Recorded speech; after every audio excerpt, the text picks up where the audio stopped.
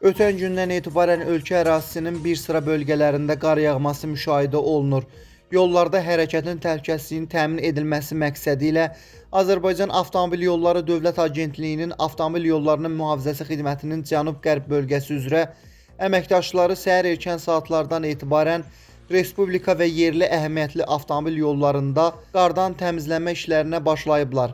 Hazırda yolların mühafizəsi və nəqliyyat vasitələrinin fasiləsiz hərəkətinin təmin olunması üçün gücləndirilmiş iş rejimində fəaliyyət davam etdirilir.